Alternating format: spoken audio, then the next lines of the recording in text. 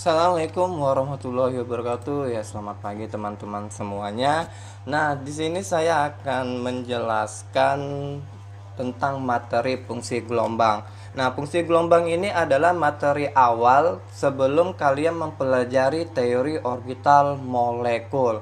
Nah, untuk menggambarkan teori orbital molekul, kalian harus bisa membedakan mana orbital ikatan, mana orbital antibonding, anti ikatannya. Itu yang perlu dipahami. Itu salah satunya. Oke, kita langsung aja bahas fungsi gelombang. Nah, fungsi gelombang itu nanti terdiri dari elektron, teman-teman. Bahwasanya elektron itu terdiri dari partikel, dan gelombang. Partikel dan gelombang. Nah, gelombangnya ini merupakan gelombang transversal yang dimana terdiri dari satu bukit dan satu lembah. Nah, ini dia. Ini dia. Yang atas bukit, yang bawah lembah. Nah, gelombang ini memiliki fase yang beda, teman-teman. Kalau yang atas ini fase nanti fasenya positif, yang bawah fasenya negatif. Nah, ini dia fasenya apa ya, teman-teman? Ini dia fasenya positif, ini fasenya negatif. Nah, itu ya berarti fasenya berbeda, teman-teman, gitu. Kemudian, nah, elektron itu kan berada dalam orbital, teman-teman. Nah, orbitalnya inilah nanti yang merupakan fungsi gelombang atau yang dikenal dengan psi. Ini dia simbol fungsi gelombang, teman-teman. Asumsi teman-teman.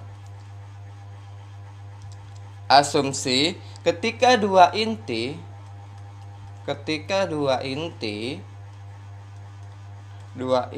berada pada jarak kesetimbangan,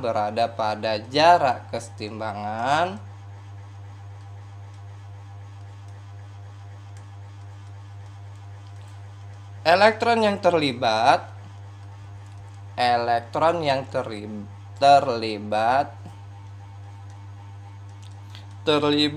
masuk ke dalam orbital molekul. Masuk ke dalam orbital molekul. Teman-teman pasti tahu ya kalau dalam kalau dalam SMA diajari orbital atom. Nah, kalau di perkuliahan udah kita namanya orbital molekul. Nah, kalau dia orbital atom itu kan yang dikenal dengan SPDF. Nah, ini orbital atom. Kemudian ada namanya nanti orbital molekul. Nah, di molekul ini apa-apa aja yang perlu kita ketahui. Nanti ada namanya ikatan sigma. Kemudian ada namanya ikatan pi, dan satu lagi ikatan delta. Nah, itu 3 ikatan. Masing-masing apa perbedaannya? Nah, kalau dia ikatan pi, sigma dulu ya. Kalau dia ikatan sigma, itu akibat tumpang tindih atom-atom sepanjang poros ikatan. Saya singkat aja, tumpang tindih terhadap poros ikatan.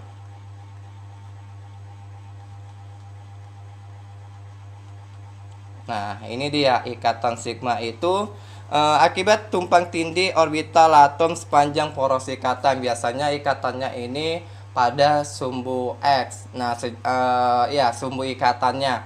Nah, ciri-ciri dari ikatan sigma ini nanti dia memiliki satu fase, teman-teman. Kalau diputar-putar, fasanya itu tetap, fasanya sama.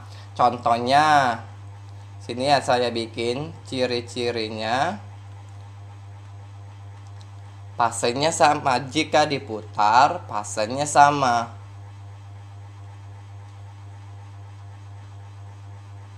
Jika diputar memiliki fase yang sama.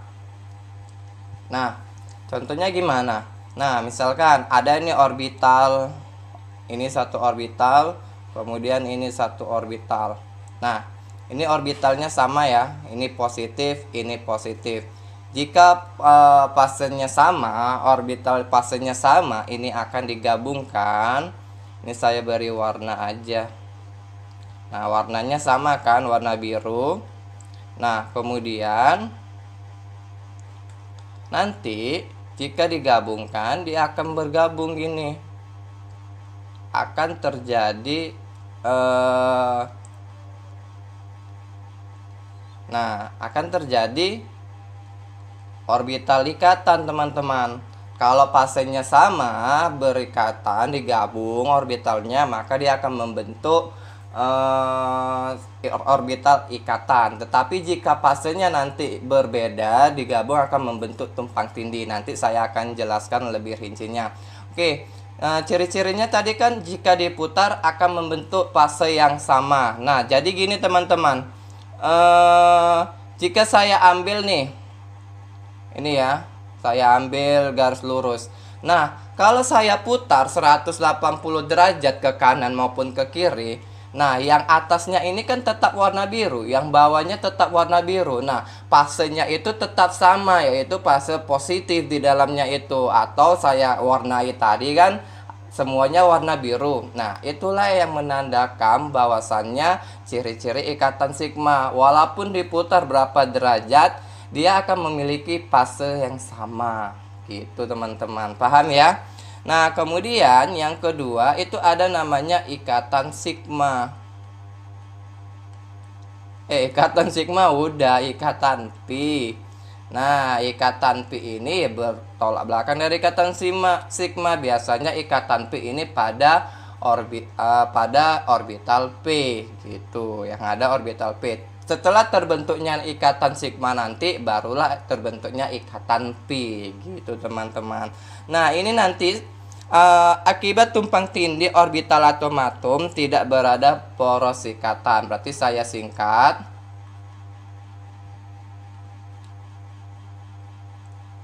Tumpang tindih terhadap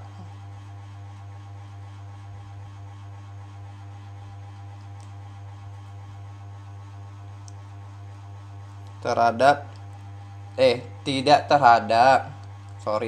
terhadap poros ikatan.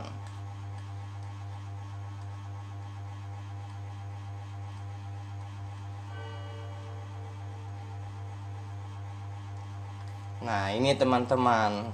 Berarti ikatan pi itu ciri-cirinya jika diputar maka fasenya berbeda. Oke.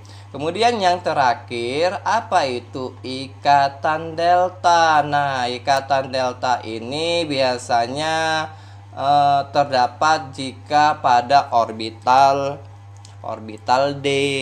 Nah, orbital D berarti nanti menempati orbital D untuk spesies organologam, biasanya pada unsur transisi. Ini saya singkat aja, pada orbital D. Berarti nanti kalau dia ikatan delta berarti ikatan sigma dulu yang terbentuk, ikatan pi baru ikatan delta. Nah, itu 3 ikatan yang terdapat pada orbital molekul, teman-teman. Nah, sekarang untuk pengisian orbital molekul. Nah, untuk pengisian orbital molekul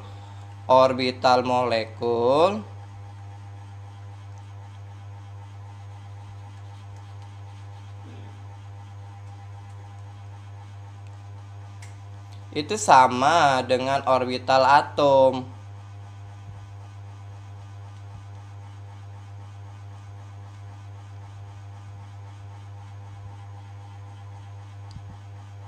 Nah, itu sama teman-teman, sama orbital atom. Kenapa? Kalau dia orbital atom pasti dimulai dari energi yang terendah, kemudian energi yang tertinggi. Begitu juga orbital molekul, diisi dulu dari energi yang terendah, yaitu nanti orbital ikatan, kemudian energi yang tingginya, yaitu orbital anti ikatan. Berarti sama cara pengisiannya. Jika dua orbital dari dua atom yang berbeda menghasilkan dua orbital molekul, maka nanti akan terbentuk si B. Si B ini nanti sama dengan penjumlahan fase A dan fase B. Berarti ini nanti fasenya sama teman-teman.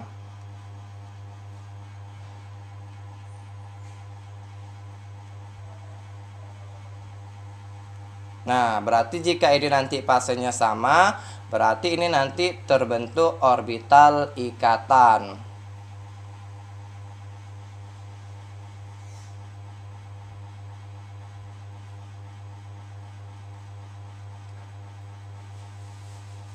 Nah, akan terbentuk seperti ini teman-teman. Nah, kemudian jika nanti si A, berarti nanti mengalami pengurangan. Kalau dia mengalami pengurangan berarti fasenya berbeda. Berarti si A kurang si B. Nah, berarti ini nanti orbital anti ikatan.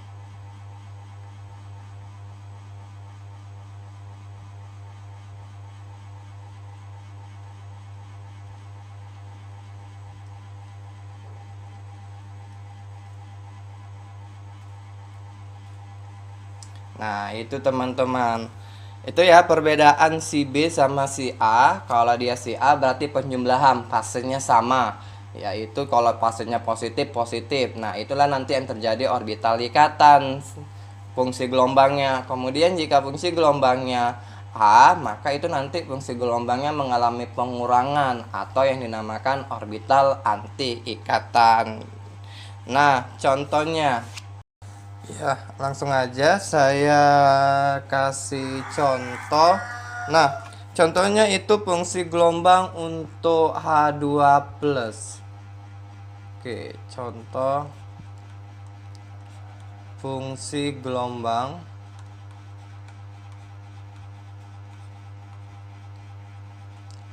untuk H2+. Nah, berarti gampang aja, langsung kita C-nya. C sama dengan berarti YB1 berarti elektron yang satu itu sama dengan Ca1 tambah YB. Nah, ini dia. Nah, kenapa kita cuma bikin satu elektron? Karena kan kalau dia H2 ada 2 elektron yang berikatan. Berarti kalau dia H2 plus berarti hanya satu yang berikatan. Bukan satu berikatan, maksudnya hanya satu elektron yang berada pada H2. Nah, satu elektron itu yang merupakan nanti orbital ikatan. Nah, orbital ikatan berarti kan penjumlahan. Berarti ya si A tambah si B. Karena cuma satu elektron berarti kita buat satu si A1 tambah si B1. Nah, itu untuk fungsi gelombang H2+. Bagaimana kalau kita buat fungsi gelombang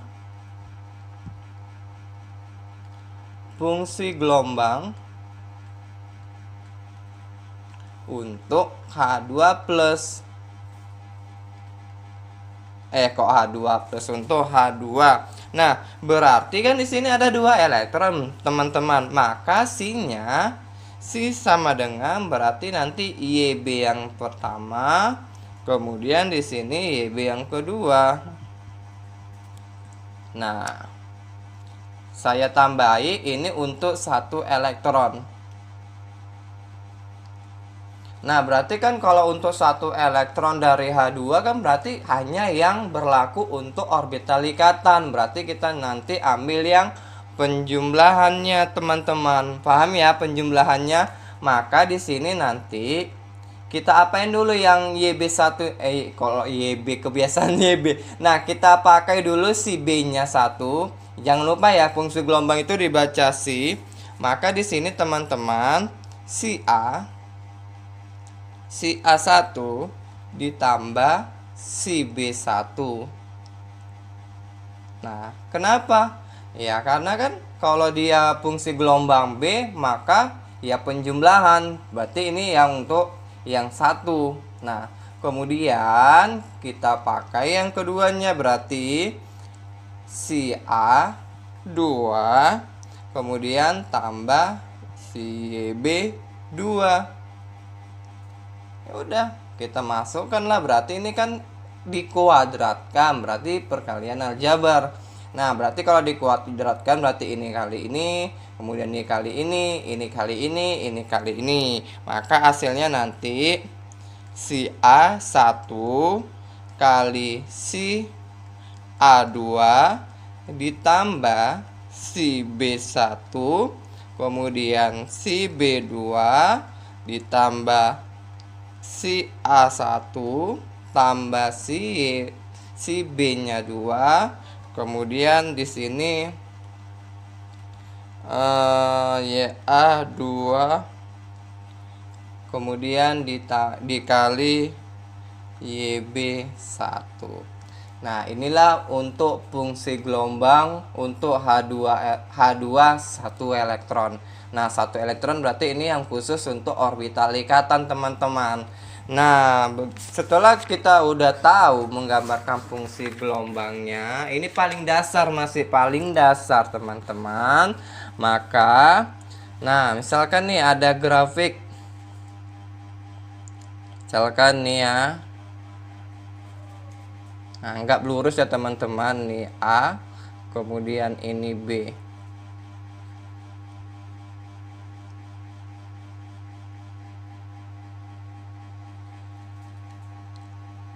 Ini B. Anggap lurus ya. Oke, berarti ini nanti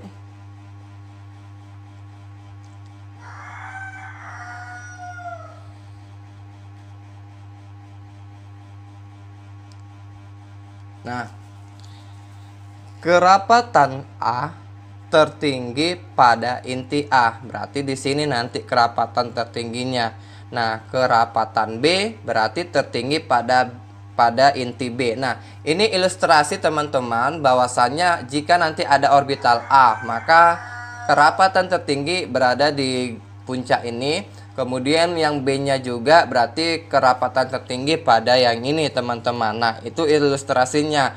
Kemudian ini gambar A. Kemudian bagaimana kalau kita menggabungkan orbital A dengan orbital B? Nah, maka nanti akan seperti ini, yang A digabung yang B. Berarti nanti seperti ini, teman-teman.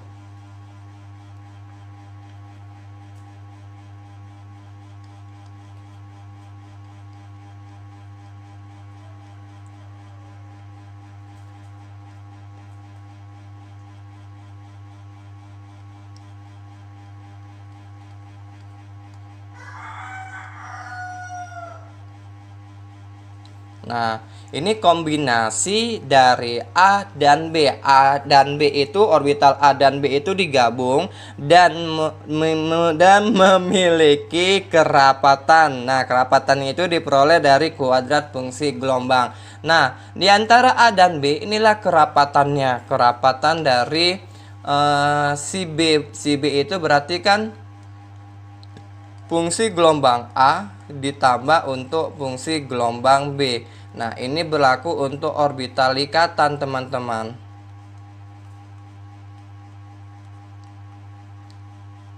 Nah, ini berlaku untuk orbital ikatan. Jika ikatan atau bonding namanya. Nah, jika orbital A dan orbital B ini digabung dan ini satu fasa. Nah, kalau dia orbital A dan B digabung dengan fasa yang berbeda. Nah, ini gambar B. Nah, misalkan gini. Fasa yang berbeda berarti kan ada yang satu yang di atas.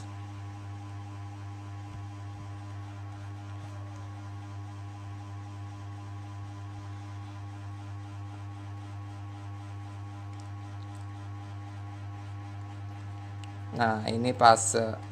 Ini orbital A, ini orbital B. Nah, ini kan berlainan fasa. Nah, yang satu pasanya yang di atas positif, yang di bawah pasanya negatif. Berarti jika orbital A ditambahkan dengan orbital B dengan fase yang berlainan, maka akan terbentuk seperti ini, teman-teman.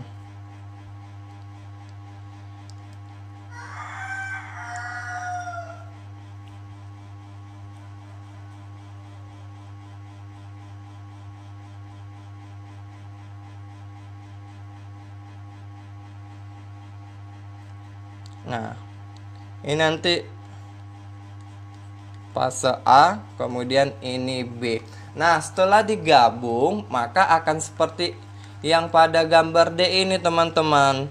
Nah, kerapatan elektron, nah ini kerapatan elektron, terdapat kerapatan elektron yang sangat rendah, yaitu di antara daerah A dan di antara daerah B, maka terjadi tolakan antara inti. Maka ini nanti si A, yaitu fungsi gelombang A dikurang fungsi gelombang B, maka ini terjadi orbital anti ikatan, teman-teman. Anti ikatan. Nah, ini ya perbedaan jika nanti orbital A digabung dengan orbital B dengan fase yang sama, maka akan terbentuk grafik seperti ini. Nah, ada ini kerapatan elektronnya itu sangat tinggi, makanya terjadinya orbital ikatan. Tetapi jika itu fasenya sama, teman-teman, tetapi jika fasenya berlainan, yang satu positif ini di atas, kemudian fasenya yang bawah berlainan, maka dia akan terbentuk ini kerapatan elektronnya itu sangat rendah, berarti saling meniadakan gitu, saling meniadakan atau terjadinya tolak menolak, makanya terjadinya orbital anti ikatan, teman-teman. Nah, catatan orbital ikatan fungsi gelombang asal saling menguatkan di daerah antara inti. Berarti di sini nanti saling menguatkan fungsi gelombangnya. Sedangkan orbital anti ikatan fungsi gelombang asal saling menghilangkan karena kerapatan elektronnya sangat rendah, teman-teman. Membentuk simpul di antara inti, nanti membentuk nodal plane namanya, itu simpulnya. Makanya kerapatannya itu sangat rendah. Nah, karena teman-teman udah tahu nih fungsi gelombang, masih dasarnya yang fungsi gelombang tadi yang saya jelaskan, maka kita bisa bikin nih diagram molekul H2. Nah, ini pun masih dasar ya, teman-teman. Diagram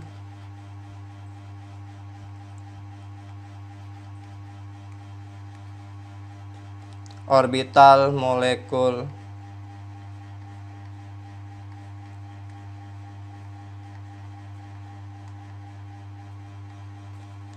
H2. Nah, berarti gimana ini, teman-teman? Nah, untuk menggambarnya berarti kita buat dulu lah. Nah, di sini ini berarti energi si H yang satu dengan H yang lain tuh sama. Nah, ini saya buat.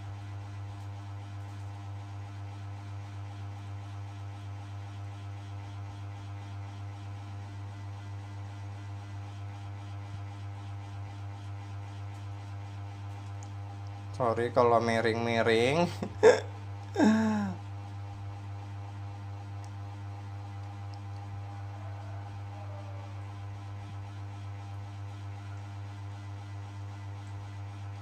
Oke.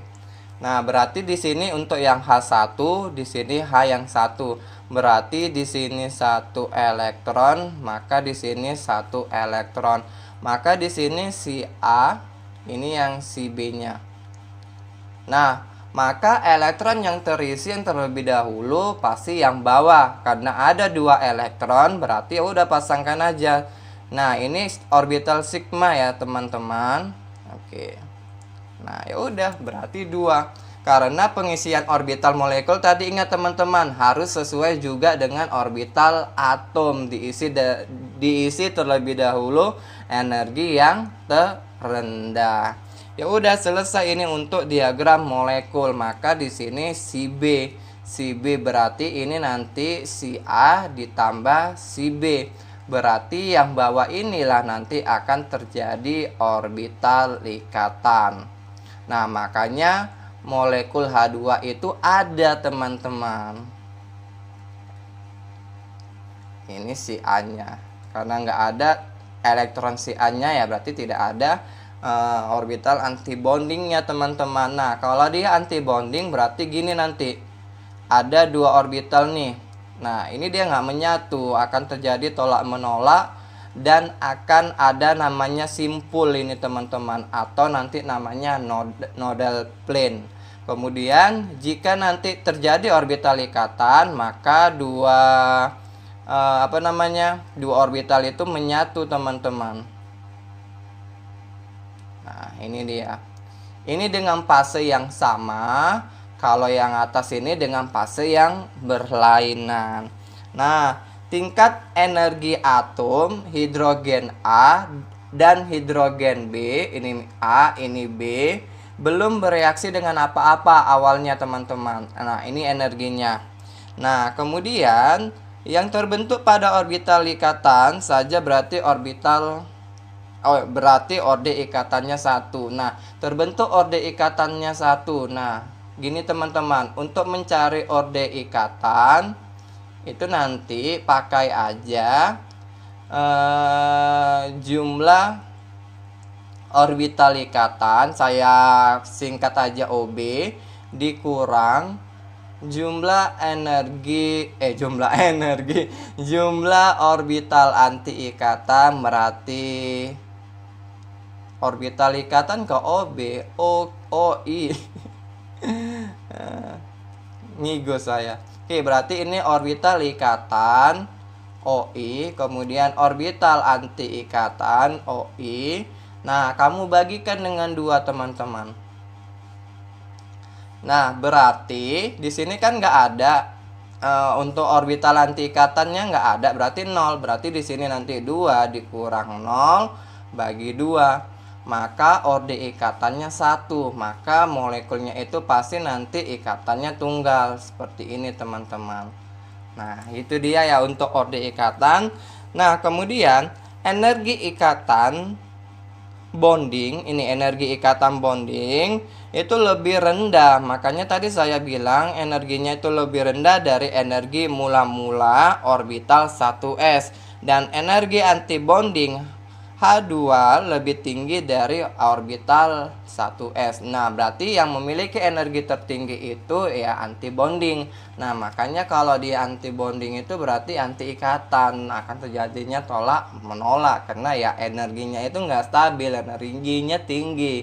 Nah, begitulah materi singkat untuk fungsi gelombang teman-teman. Kalian harus paham dulu ya sebelum menggambarkan diagram orbital molekul yang lebih sulit lagi, misalkan N2, F2 maupun orbital molekul yang poliatomik. Ya contohnya CO, CO2, H2O. Nah, kalian ya harus bisa tahu dulu apa itu fungsi gelombang. Kemudian jika orbital S digabung dengan orbital S itu akan menjadi apa? Orbital S dengan orbital P akan menjadi apa? Nodal plane-nya seperti apa? Nah, nanti saya akan jelaskan di materi selanjutnya. Oke, terima kasih teman-teman yang udah join dari awal sampai akhir di materi ini. Semoga bermanfaat untuk yang teman-teman yang kuliah mengenai anorganik. Ya, saya juga pusing sebenarnya belajar anorganik. Oke, kita lanjut di materi selanjutnya mengenai diagram orbital molekul. Assalamualaikum warahmatullahi wabarakatuh.